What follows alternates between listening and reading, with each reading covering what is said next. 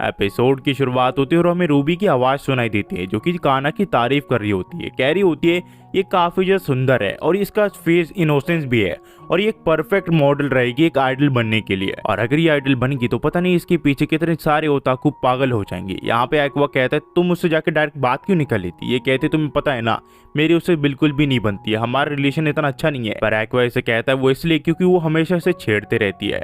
पर एक्वा फिर कहता है ठीक है मैं उसे मैसेज करके बुला लेता हूँ, तुम उससे बात कर लेना और सारी चीजें क्लियर कर देना। वहीं पे हम देखते हैं काना को जो कि अपने शो के कमेंट पढ़ रही होती है, पर वहाँ पे एक कमेंट देखती है जो कि एक्वा के लिए होता है और उसमें लिखा होता है एक्वा डरावना भी है और साथ ही साथ क्यूट भी है। तो उस यूजर को नहीं पता कि वो कैसे एक्वा के बारे में फील करे।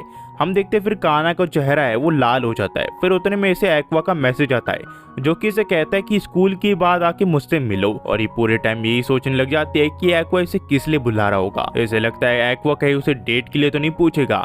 ये बाल सवार के किस तरह एक्वा से मिलने के लिए आ जाते हैं और कहती है कि मुझे माफ करना मैं थोड़ी लेट होगी। पर रूबी कहती है तुम काफी ज्यादा लेट हो, हम यहाँ पे तुम्हारा वेट कर रहे थे। तो काना इसे कहती है कि मैं तुम्हारे लिए यहाँ पे नहीं आई हूँ, हमेशा के लिए यहाँ पे वेट करती रहो। काना फिर एक्वा से पूछते है उसने यहाँ पे उसे क्यों बुलाया। तो एक्वा उसे कहता है कि रूबी उससे कुछ बात करना चाहती है।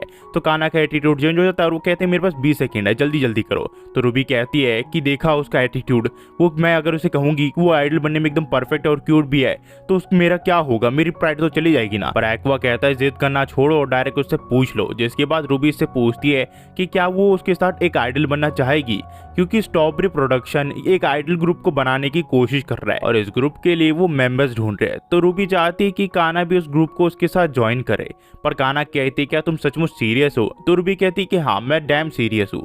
तो ये कहती है कि मुझे सोचने का थोड़ा टाइम दो। काना फिर सोचते अगर वो एक आइडल बन गई तो उसके जितने भी काम है जो कि यंग एक्टर्स को मिलते हैं वो सारे के सारे चले जाएंगे और आइडल भी थोड़ी समय के लिए होते हैं, जिसके बाद वो न्यू कमर्स को अपनी जगह दे देते हैं। पर जब भी वो रूबी को देखती है तो उसे हमेशा आई होशिनो की याद आ जाती है जो कि काफी ज्यादा जीनियस थी और उसकी एक्टिंग का कोई जवाब नहीं था और इसी वजह से वो काफी बड़ी सक्सेस थी और वही पोटेंशियल इसे इस लड़की के अंदर दिख रहा है। पर फिर भी स्ट्रॉबेरी प्रोडक्शन एक मेजर एजेंसी नहीं है और उनका ट्रैक रिकॉर्ड भी नए प्रोजेक्ट में ज्यादा अच्छा नहीं है। पर सबसे बड़ा सवाल ये है कि वो उतनी ज्यादा क्यूट है क्या कि वो सक्सेसफुल आइडल बन पाएगी। पर काना सोचती कि उतनी भी बेवकूफ नहीं है कि इस चीज में वो गैम्बल करे। पर उतने में एक्वा आता है और कहता है कि वो चाहता है कि उसकी बहन के साथ काना आइडल बने। पर काना इसे कहती है वो इतनी क्यूट नहीं है कि वो एक आइडल बन सके। पर ये कहता है कि नहीं वो काफी ज्यादा क्यूट है और एक आइडल बन सकती है। पर फिर भी ये कहती है कि नहीं बन सकती मैं। पर आखिर में एक्वा उसे एक आइडल बनने के लिए मना लेता है। मियो को फिर एक्वा से पूछते कि उसने ऐसा कैसे किया।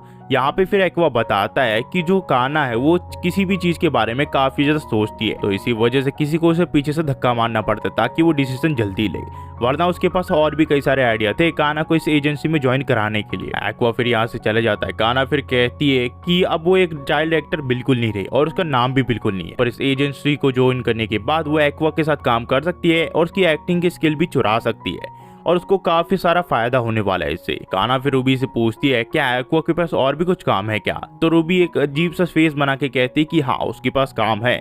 जिसके बाद ये उसे लैपटॉप में दिखाती है कि एक्वा किस शो में गया है और वो होता है डेटिंग रियलिटी शो। यहाँ पे ये कहती कि क्या सचमुच वो डेटिंग रियलिटी शो में गया है। हमें फिर इस डेटिंग शो के कास्ट से मिलाया जाता है। पहली लड़की का नाम होता है यूकी सोमी जो कि फर्स्ट ईयर होती है हाई स्कूल में, जो कि एक मॉडल के तौर पर इस इंडस्ट्री में काम करती है। हमें फिर नोबुयुकी कामानो को दिखाया जाता है जो कि डांसिंग में स्पेशलिस्ट है। हमें फिर आकाने कुराकावा को दिखाया जाता है जो कि सेकेंड ईयर हाई स्कूल में पढ़ती है और वो एक एक्टर भी है। हमें फिर एक यूट्यूबर को दिखाया जाता है जिसका नाम मीम होता है और थर्ड ईयर में पढ़ती है।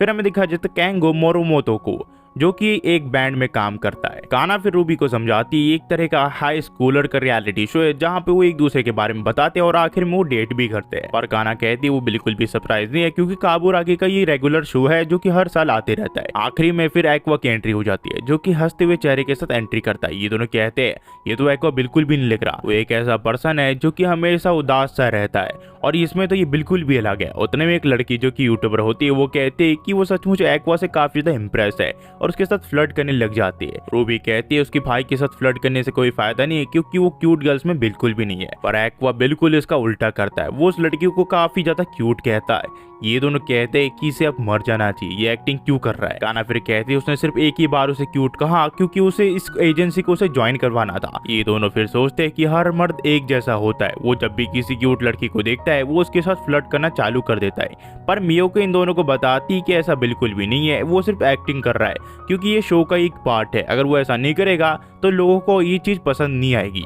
और एक्वा भी एक एक्टर है। पर काना इसे कहती है कि एक ऐसा शो है जहाँ पे एक दूसरे के बारे में आप कैसा फील करते हो वो बताते हो और आखिर में ये लोग कपल बन जाते हैं। पर मियोको कहते हैं कि ऐसा भी हो सकता है कि उस स्टोरी लाइन की वजह से ऐसा करते हो। पर काना इसे कहती है कि एक्वा ने आखिरकार इस शो के लिए एग्री ही क्यों किया। पर मियोको इसे कहती है अगर वो ऐसे एक्टिंग करते रहेगी तो उसका कुछ नहीं हो पाएगा क्योंकि आगे भविष्य में इसे किसिंग सीन भी करना पड़ता है, तो उसकी ऐसी सोच रखना बिल्कुल भी ठीक नहीं है। वही हमें एक्वा को शूटिंग के वहाँ दिखाया जाता है जहाँ एक्वा सोच रहा होता है वो आखिरकार इस जाल में कैसे फंसा। दरअसल काबुरागी ने सिखा होता है कि अगर वो उसके शो में आया और उसकी मदद की इस शो को बड़ा करने में तो वो आय के बारे में उसे सब कुछ बता देगा जो कि उसकी एजेंसी को भी पता नहीं थी, जैसे कि वो किस बंदे के साथ रिलेशनशिप में थी। तो एक्वा सोचता है अगर उस आय के किलर को पकड़ना है तो किसी भी हाल में उसे काबुरागी की बात माननी पड़ेगी ताकि उसका डेटा निकाल सके। एक्वा फिर हमें बताता है कि डेटिंग शो करीब 20 साल से चल रहा है और काफी लोग इसे जानते भी है, जिसकी वजह से ये हर साल आते रहता है और ये रियलिटी शो एक दूसरे के ऊपर डिपेंड करने से चलता रहता है और इसी वजह से इन सबको स्क्रिप्ट नहीं मिलती होती है क्योंकि एक रियलिटी शो है, इसमें आपको खुद से कुछ ना कुछ अपने डायलॉग बोलने पड़ते हैं। वही हम देखते हैं यूकी को जो कि एक्वा को कह रही होती है उसको काफी ज्यादा डर लग रहा है वहां पे जाने के लिए क्योंकि वो किसी से भी आज तक बात नहीं कर पाई है ठीक से और उसके पास स्किल भी नहीं है। पर जैसी उसकी एजेंसी ने पॉलिसी रखी हुई है वो किसी भी जॉब को इनकार नहीं कर सकते, हर तरह के काम को हाँ कर देते हैं, जिसकी वजह से ये साल के आखिर में ही फ्री हो पाती है और वो काफी ज्यादा स्ट्रगल कर रही थी ताकि वो टिक पाए। उतने में काबुरागी ने इसे इस शो के बारे में बताया और इसे ये शो काफी ज्यादा अच्छा लगा और इसके साथ साथ वो कभी भी एक रोमांटिक रिलेशनशिप में नहीं आई होती है और इसी वजह से इस चीज को ट्राई करके देखना चाहती है और साथ ही साथ ये हाई स्कूल के फर्स्ट ईयर में है। पर हाँ, अगर तुम सोचते हो कि एक एंटरटेनर को किसी न किसी को डेट करना चाहिए तो तुम काफी ज्यादा नादान हो। तो एक्वा कहता है कि सिली मत बनो, मैं एक लड़का हूँ और मैं शायद ही किसी को डेट कर पाऊँ, मैं अभी भी अपने पिछले प्यार को नहीं भुला पाया हूँ, तो ये मेरे लिए काफी ज्यादा मुश्किल होगा कि मैं किसी रोमांटिक रिलेशनशिप में आ पाऊँ। तो यूकी कहती कि ये कॉम्प्लिकेटेड था, क्या तुम्हारा क्रश एक टीचर के ऊपर था। एक्वा कहता है कि हाँ तुम ऐसे ही समझ सकती हो।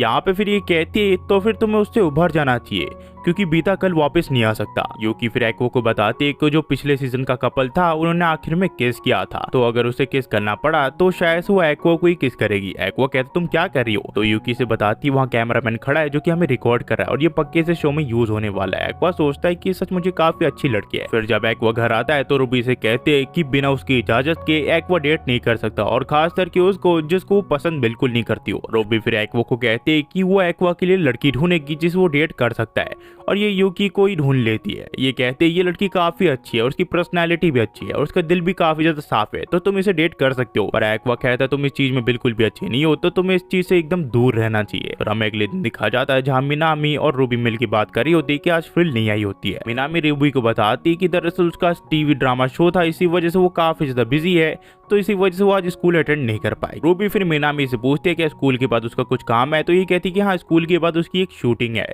वहीं पे हम देखते हैं रूबी को जो कि सोच रही होती है कि उसके पास कुछ काम नहीं है, तो अपनी सेनपाई काना को कहते हैं कि कुछ हमें काम करना चाहिए, तुम ऐसे लोटी क्यों हो, तुम उठकर कुछ काम क्यों नहीं कर लेते। काना कहते अगर तुमने फिर से ऐसा कहा तो मैं तुम्हें छोड़ूंगे नहीं, और एक और बात, तुम्हारे पास अगर फ्री टाइम है तो तुम स्टडी क्यों नहीं कर लेती। काना फिर से कहती है जब एक आइडल अपने करियर की पीक टाइम पे होती है वो कोशिश करती है वो अपने आप को ज्यादा से ज्यादा बेच पाए ताकि वो भविष्य में अपने आप को सपोर्ट कर पाए और भविष्य में जाके उन्हें काफी ज्यादा बेनिफिट हो, जिससे वो एक अच्छे कॉलेज में जा पाए। एक नए आइडल फेमस होने के लिए कई सारी चीजें करते हैं जैसे सिंगिंग, डांसिंग, क्लबिंग और ओकेजनली वो मीडिया रिलेटेड जॉब भी करते हैं। पर उससे बड़ी बात क्या है, हमारे पास ना गाना है और ना ही हमने अपने ग्रुप का नाम डिसाइड किया है। तो रूबी कहती है अब तक इसलिए नाम डिसाइड नहीं कर पाया क्योंकि काना उसके लिए डिफिकल्टीज बढ़ा रही है। पर काना कहती वो क्या ही करे, वो अब तक इस आइडल के जॉब को बिल्कुल भी एक्सेप्ट नहीं कर पाई है और ऊपर से वो अपने पेरेंट्स को कैसे एक्सप्लेन करेगी जिसने अपने आप को एक आइडल बना दिया है पर उसके बारे में कोई भी नहीं जानता है। पर उतने में मियोकी यहाँ पे आके कहती है तो फिर हम तुम्हारा नाम बनाने से शुरू करते हैं। ये लोग कहते हैं कि ये चीप माइक कहाँ से लाई तुम। ये कहती है ये चीप माइक होगा भले से, पर ये काम अच्छा करता है। पहले के टाइम में क्या होता था कि जो आइडल्स है वो अपने पर्चे बांटा करते थे और काफी ज्यादा इंटरव्यू दिया करते थे, पर अब के टाइम पे ऐसा बिल्कुल भी नहीं है। अब जो कल्चर है वो ऑनलाइन है और तुम काफी सारे अपना एडवर्टाइजमेंट दे सकते हो और तुम दोनों को भी अपना नाम बनाना शुरू कर देना चाहिए क्योंकि जब तुम फेमस हो जाओगे और एक ऑडियंस को बिल्ड कर लोगे तो तुम दोनों को आसानी होगी ऑडियंस को इनवाइट करने में। पर यहाँ पे काना कहती है कि आप जैसा सोचे हो ऐसा बिल्कुल भी नहीं है इंटरनेट। काना कहती है अगर उन्होंने रूबी के चेहरे को भी ऑनलाइन दिखाया तो कुछ ही हजार सब्सक्राइबर्स गेन कर पाएंगे। और बात करें काना के फैन बेस की, वो मैक्सिमम 10,000 तक ही पहुंच पाएंगे। और अगर उन्होंने एक ऑफिशियल इवेंट रखा ऑफलाइन तो मैक्सिमम 1% लोग आएंगे, जो कि काफी ज्यादा कम होते हैं। पर यहाँ पे मियो को बताती है कि स्ट्रॉबेरी प्रोडक्शन काफी सारे स्ट्रीमर्स को मैनेज करती है जो कि उनकी हेल्प करने के लिए तैयार हो चुकी है, और उन्हीं में से एक आज रूबी और काना की मदद करने वाला है। यहाँ पे फिर हम देखते हैं एक बॉडी बिल्डर आ जाता है जिसके मुंह पे एक चिड़िया का फेस बना होता है। काना सोचती है कि एक परवर्ड है और उसके ऊपर चिल्लाने लग जाती है, पर रूबी से बताती है कि ये तो पायोन है जो कि आजकल काफी ज्यादा फेमस है यूट्यूब में, और उसके मसल्स की वजह से ये बच्चों में काफी ज्यादा पॉपुलर है। तो काना बताती कि आजकल ऐसी भी चीजें पॉपुलर हो चुकी है, एक बॉडी बिल्डर, वो भी एक अच्छी अजीब से फेस के साथ। और काना कहती कि हाँ सचमुच सोसाइटी काफी ज्यादा छोटी है, पर इंटरनेट पे आजकल कुछ भी वायरल चला जा रहा है। यूट्यूबर्स टीवी शो के या फिर मूवीज के मटेरियल लेके यूट्यूब पे चिपका देते हैं। पर उतने में पायोन इससे बताता है कि वो 100 मिलियन येन हर साल कमाता है। तो इससे माफी मांगते हुए कहते हैं ये सिर्फ अपने मुंह में बड़बड़ा रही थी। जिसके बाद पायोन इसे बताता है कि यूट्यूब पे सब्सक्राइबर्स गेन की टेक्निक क्या है। तो ये दोनों इसे बताते हैं या फिर आपका यूट्यूब पे नाम हो या फिर आप डेली वीडियो अपलोड करते हो। तो पायोन ने बताता है कि इन दोनों का ना नाम है ना ही ये डेली वीडियो अपलोड करते हैं, पर उसके अलावा भी इनके पास एक सीक्रेट टेक्निक है जिससे ये जल्दी सब्सक्राइबर्स गेन कर सकते हैं, जिसे हम कहते हैं कोलैबोरेशन। और हम देखते हैं पायोन, रूबी और काना मिलके एक अजीब सा डांस करने लग जाते हैं। पर काना सोच रही होती है वो आखिरकार इस झमेले में कैसे फंसी। हमें फिर कुछ समय पहले दिखा जाता है जहां पायोन इन्हें कोलैबोरेशन के बारे में बताता है कि अगर ये पायोन के साथ इसके यूट्यूब चैनल पे अपीयर होते हैं तो इनका छोटा मोटा प्रमोशन हो जाएगा और इसकी छोटी मोटी ऑडियंस इनके चैनल पे चली जाएंगी। और उसी के साथ ये दोनों आइडल है तो पायोन इनके साथ प्रैंक कर सकता है जिससे इनके और भी सब्सक्राइबर्स गेन होते जाएंगे। रूबी फिर पायोन को कहती है अगर तुम हमारे साथ प्रैंक ही करने वाले थे तो हमें ये बताना नहीं चाहिए था, ये फिर प्रैंक नहीं कहलाएगा। काना फिर बड़ी आंखों से इसकी तरफ देखने लग जाते हैं और कहते हैं कि सचमुच तुम सचमुच क्या सीरियस हो। तो रूबी कहती है इसमें क्या हुआ। तो काना इसे बताती है कि किसी भी आइडल के ऊपर प्रैंक करने से पहले उसे बता दिया जाता है कि आपके ऊपर प्रैंक होने वाला है और आपकी वीडियो शूट होगी। तो मैं सोचो अगर वो आइडल किसी आदमी के साथ सो रही होगी और हम उसके साथ प्रैंक करने चले जाए तो कितना अजीब सा लगेगा बिना नोटिफिकेशन के। इसी वजह से इन्हें नोटिफाई कर दिया जाता है। तो रूबी काना को कहती है वो पहले शो में किसी को झूठ नहीं बोलना चाहती, जिसकी वजह से अभी इन्हें ये करना पड़ रहा है। यहाँ पे फिर काना सोचती है पता नहीं उसकी शरीर कितनी देर तक चलेगा, पर वो किसी तरह मैनेज कर लेते हैं। आखिर में ये दोनों काफी ज्यादा थक जाते हैं। इस वीडियो का टाइटल ये होता है अगर तुम आखिर तक डांस कर पाई तो तुम्हें अपना फेस दिखाने की कोई जरूरत नहीं, अगर हार गई तो तुम्हें अपना फेस दिखाना पड़ेगा। पायोन फिर आखिर में इन दोनों को कहता है कि अपने अपने चेहरे दिखाओ और अपना अपना नाम बताओ, और ये दोनों ऐसे ही करती है। पहले रूबी अपना नाम और कहाँ पे वो काम करती है ये बताती है और फिर काना बताती है। वो काफी ज्यादा गुस्से में लग रही होती है। ये दोनों काफी ज्यादा थक चुकी होती है, पर पायोन कहते हैं तुमने काफी अच्छा काम किया, अभी इस वीडियो को थोड़ा एडिट करके अपलोड कर देगा यूट्यूब पे। पर उससे पहले ये कि इंपॉर्टेंट चीज इन दोनों से पूछना भूल गया था, इन्होंने अपने ग्रुप का नाम क्या सोच रखा है। काना फिर रूबी को डिसाइड करने के लिए दे देती है कि इस ग्रुप का नाम क्या होने वाला है, और रूबी यहाँ पे बी कुमाची नाम दे देती है जो कि पिछले आइडल ग्रुप का नाम था। और यहाँ से जो कहानी यूट्यूब पे कंटिन्यू हो जाती है। पर इससे पहले गाइस मैं जाऊँ आपको मैं बता देना चाहता हूँ ये रेगुलर एनिमी है जो कि हर एक वीकेंड में रिलीज होती है। तो जो लोग हर कमेंट में कहते रहते कि नेक्स्ट एपिसोड अगले एपिसोड जल्दी लाओ, तो भाई भूल जाओ कि एक हफ्ते से पहले ये वीडियो आने वाली है। तो हर वीडियो अब हर हफ्ते आएगी, तो चिंता मत करो। और जो बाकी भी एनिमीज है वो भी रेगुलर एनिमीज है, तो हर हफ्ते उनकी वीडियो आते रहते हैं। ये आपके ऊपर है गाइस कि आपको सब्र रखना पड़ेगा, इतनी जल्दी हर चीज नहीं मिल जाती। सब्र करोगे तभी फल मिलेगा, वरना कुछ नहीं मिलेगा। और मुझे भी चाहिए होता है टाइम यार, वॉइस रात को मैं थोड़ी बैठ के कर सकता हूँ। मुझे करीब इस वीडियो को आवाज देने में 2 घंटे लगे अभी। तो हाँ गाइस आपको बस सब्र रखना पड़ेगा ताकि आप इस चीज को अच्छे से एंजॉय कर सको। Thanks for watching guys, next video में मिलते हैं।